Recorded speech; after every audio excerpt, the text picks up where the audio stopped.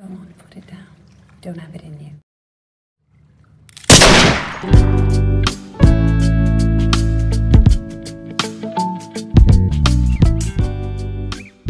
Halo warga bumi yang budiman, ketemu lagi bareng Mas Raden. Di video kali ini kita akan bahas sebuah film yang berjudul Flawless, rilis tahun 2008. Film ini mengisahkan pencurian berlian di London pada tahun 1960. Sebelum lanjut, Mas Raden ingatkan kembali untuk mendukung channel ini dengan mengklik tombol subscribe. Satu gerakan jari kalian sangat berarti bagi Mas Raden. Dan semoga yang sudah subscribe dimudahkan segala urusannya. Amin. Oke, kita langsung ke ceritanya guys.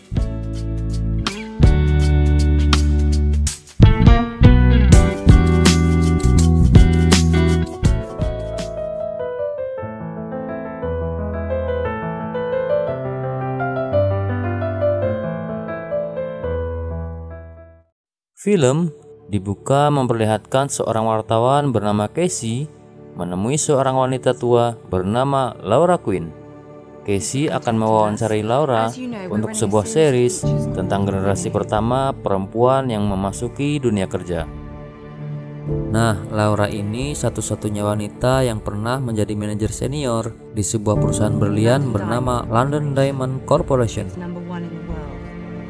Dan tiba-tiba Laura meletakkan sebuah berlian besar di atas meja, dan Laura berkata bahwa ia telah mencurinya. Kisah pun kembali ke tahun 1960, di mana Laura Quinn masih bekerja di London Diamond. Pria ini adalah presiden direktur London Diamond yang bernama Tuan Milton dan anaknya Oliver. Bersama jajarannya, ia melakukan rapat terbatas untuk membahas kerusuhan di salah satu tambang milik mereka. Laura Quinn juga terlihat di sana. Ia berpendapat bahwa perusahaan harus merapat dengan kelompok yang mengambil alih daerah tersebut agar mendapat izin pertambangan di daerah itu.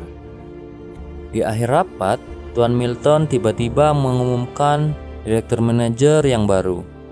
Namun bukan Laura Quinn yang ia pilih, melainkan rekannya, yaitu Peter Boland. Laura Quinn terlihat kecewa dengan keputusan itu. Ia begitu frustasi karena untuk kesekian kalinya ia tidak terpilih untuk posisi tersebut. Di meja kerjanya, Laura Quinn selalu menulis surat yang berisi motivasi untuk dirinya sendiri. Laura Quinn merupakan seorang manajer yang bekerja begitu keras untuk perusahaan tersebut, sampai-sampai ia melupakan kehidupan sosialnya yang seharusnya ia nikmati. Di suatu malam, Laura berbincang kecil dengan petugas kebersihan yang sedang membersihkan ruangannya. Pria tua ini bernama Hobbs. Ia memuji dedikasi Laura. Keesokan paginya, tanpa sengaja ia bertemu dengan teman kuliahnya yang kebetulan bermitra dengan London Diamond. Pria ini bernama Reynolds. Reynolds sangat kagum dengan Laura. Ia juga menawari Laura sebuah posisi di bank tempat ia bekerja. Setelah sampai di ruangan, Laura membuka surat motivasi yang ia tulis untuk dirinya. Tanpa diduga, seseorang telah memasukkan sebuah tiket bioskop dan menuliskan sesuatu yang membuat Laura begitu penasaran. Laura lalu mendatangi bioskop itu, dan ternyata orang itu adalah Tuan Hobbs, pria tua yang bekerja sebagai petugas kebersihan di London Diamond. Laura begitu terkejut. Ia mengira bahwa Hobbs ingin berkencan dengannya. Namun Hobbs segera membantahnya dan mengatakan bahwa ia memiliki usulan kecil untuk Laura. Ia juga mengatakan bahwa catatan yang dibuat Laura lebih seperti catatan frustasi. Yang lebih mengejutkan lagi, ia mengatakan bahwa London Diamond berencana memecat Laura Quinn. Laura begitu terkejut. Untuk membuktikan perkataan Hobbs, Laura mencari file di meja sekretaris Tuan Milton. Benar saja, ia menemukan berkas pemberhentian atas nama dirinya. Laura begitu frustasi.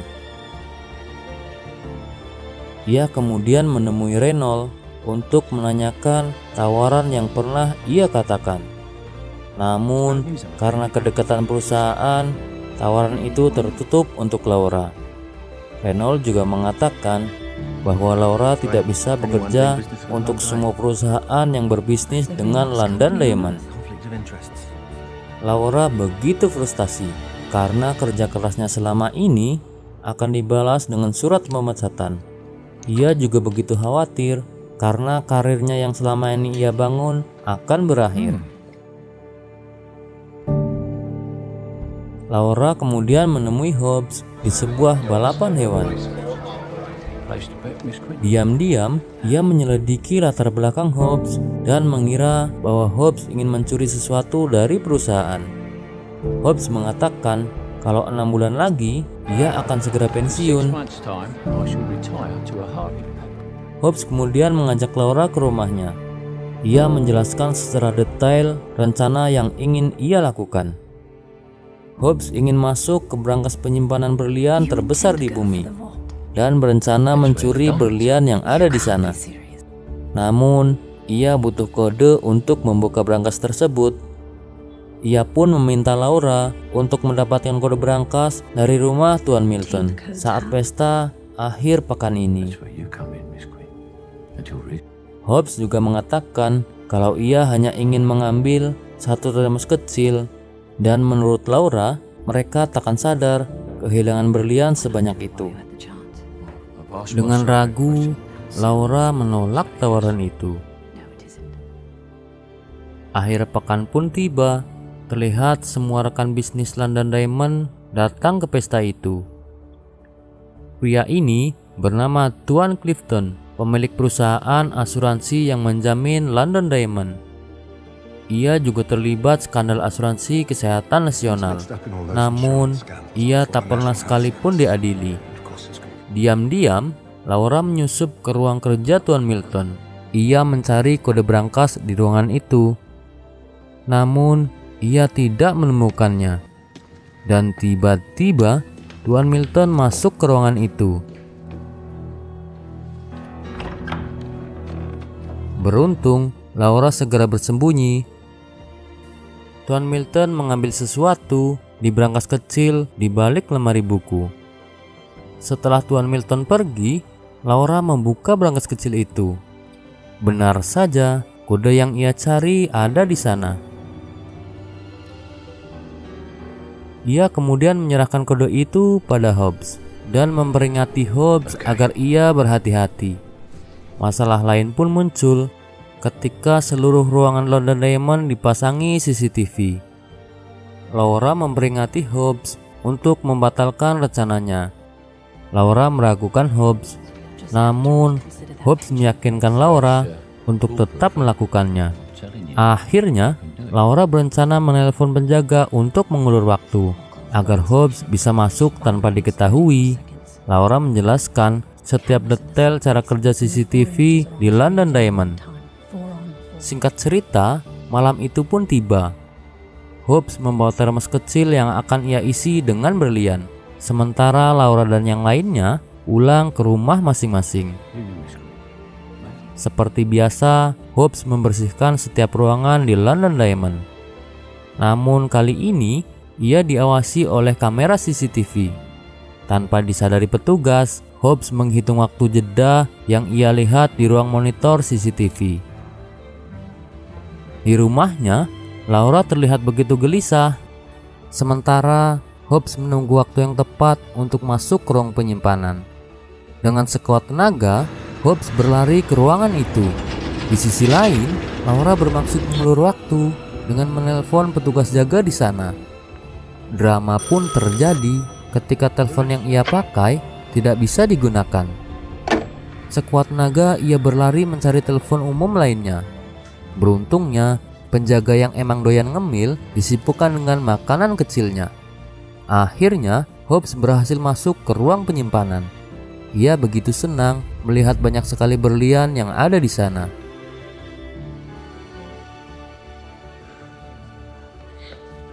ia kemudian mengisi termos yang sedari tadi ia bawa. Kemudian ia bergegas pergi dari ruangan itu. Keesokan paginya, Laura melihat Hobbs yang hendak pulang dengan termosnya. Hobbs dipanggil oleh salah satu penjaga yang bertugas. Laura mengira bahwa tindakan Hobbs telah diketahui. Tapi ternyata petugas itu hanya meminta Hobbs untuk memperbaiki saluran air yang tersumbat. Laura kembali dikejutkan ketika seseorang berteriak mencarinya. Ia dibawa ke ruang penyimpanan. Laura begitu terkejut ketika melihat semua berlian yang ada di ruangan itu telah lenyap. Atas kejadian itu, para petinggi London Diamond kembali melakukan rapat terbatas. Tuan Cliff sebagai penjamin asuransi juga ada di sana. Mereka sepakat agar melakukan investigasi internal dan menghindari publisitas agar kepercayaan bisnis mereka tetap terjaga.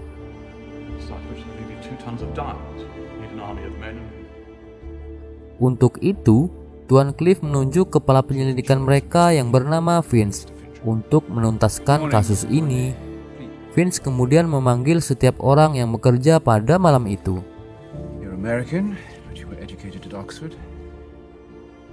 Keesokan harinya, Tuan Milton mendapatkan sebuah surat yang menerangkan agar ia menebus semua berliannya dengan 100 juta pound sterling dan dalam kurun waktu 48 jam. Kemudian Laura mengajukan diri untuk membantu Vince dalam investigasi.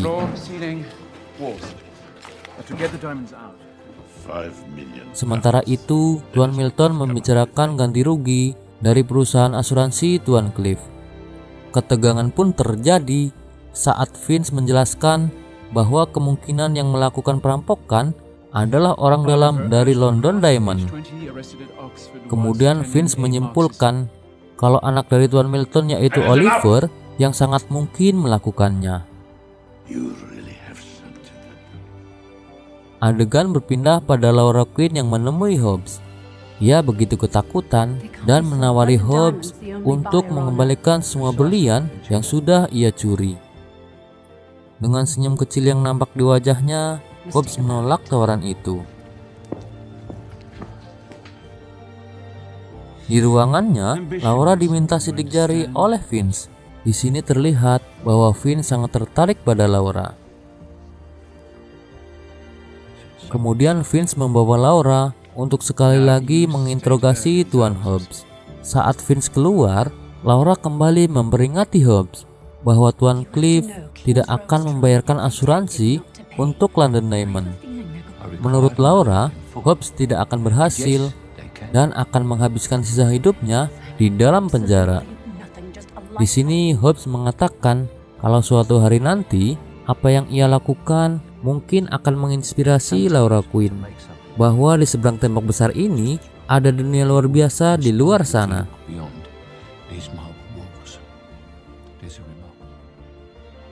Di sisi lain, Vince menemukan foto Laura dengan Hobbs di balapan hewan. Ia juga menemukan sidik jari yang mirip dengan milik Laura di ruang kerja Tuan Milton.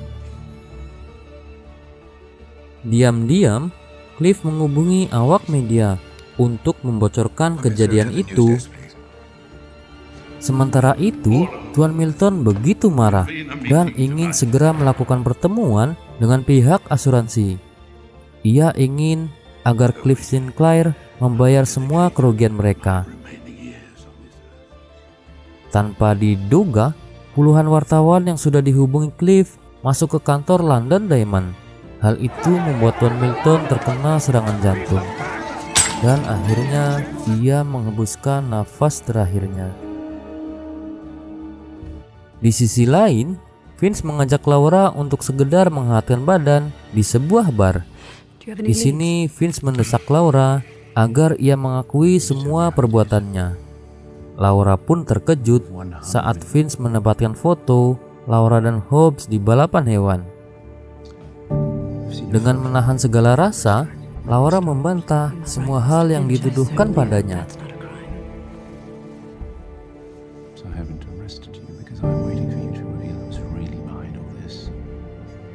Setelah Vince pergi, Laura bergegas ke toilet bar tersebut. Ia tidak percaya atas semua yang ia lakukan.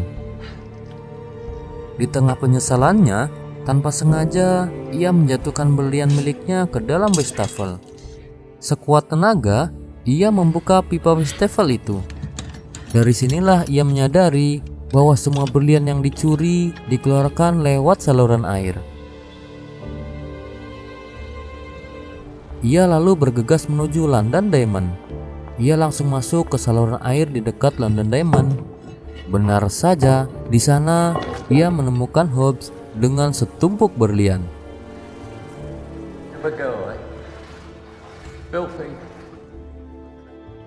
Laura mengatakan kalau ia akan memberitahukan temuannya pada semua orang. Dengan sebuah pistol, Hobbs mencegahnya karena batas waktu tebusan tinggal 1 jam lagi. Laura tidak tinggal diam. Ia memukul tangan Hobbs hingga tersungkur. Laura berlari sekuat tenaga, namun ia terjatuh dan kembali tertangkap. Di sini, ia menemukan sebuah angka berlian dan menyembunyikan berlian itu di saku roknya. Untuk mengulur waktu, Hobbs bercerita tentang bagaimana istrinya meninggal. Di sini diketahui bahwa saat istrinya sakit, mereka selalu ditolak oleh rumah sakit karena mereka kekurangan uang, dan pihak asuransi Kings Row yang dipimpin oleh Tuan Cliff terus menunda pembayaran asuransi dengan berbagai alasan hingga bertahun-tahun sampai istrinya meninggal.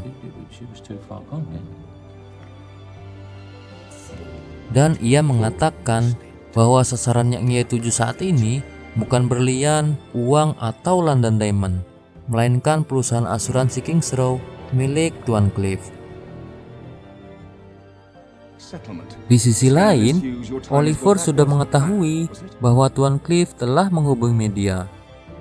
Salah satu petinggi Kings Row sudah memutuskan untuk membayarkan klaim pada London Diamond. Cliff tidak terima karena dalam waktu yang bersamaan ia juga harus membayar tebusan senilai 100 juta pound sterling. Tuan Cliff begitu frustasi. Kemudian kembali ke Laura dan Hobbs. Tuan Hobbs menceritakan setiap detail aksinya. Ia menguras berangkas berlian dan memasukkan semua berlian itu ke dalam saluran air. Hobbs juga menyewa seorang perantara untuk meminta tebusan yang ia inginkan. Laura menantang Hobbs untuk menembaknya, dan ternyata pistol di tangan Hobbs tidak pernah terisi peluru. Karena waktu tebusan sudah habis, Hobbs kemudian pergi, meninggalkan Laura dengan setumpuk berlian. Laura kemudian melaporkan temuannya pada Vince dan kawan-kawan. Namun, ia tetap menyimpan satu berlian yang ia temukan. Setelah kejadian itu, Oliver memimpin perusahaan menggantikan ayahnya. Setelah investigasi selesai, Hobbs dinyatakan bertindak sendirian. Namun, mereka tak pernah menemukannya. Dan ternyata, semua uang tebusan yang Hobbs minta didepositkan di sebuah bank di Swiss atas nama Laura Quinn. Dari situlah Laura keluar dari London Diamond. Ia juga menyumbangkan seluruh uang itu selama 40 tahun. Dengan meninggalkan sebuah artikel untuk Casey, Laura tua pun pergi dan film pun selesai.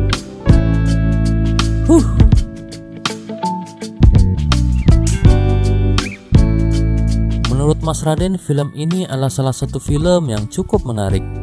Dan dari film ini kita bisa belajar bahwa tanpa berbagi, uang tidaklah berarti. Yang tercermin dalam diri Laura dan Tuan Hobbs. Mereka bisa saja hidup mewah dengan uang tebusan yang mereka miliki.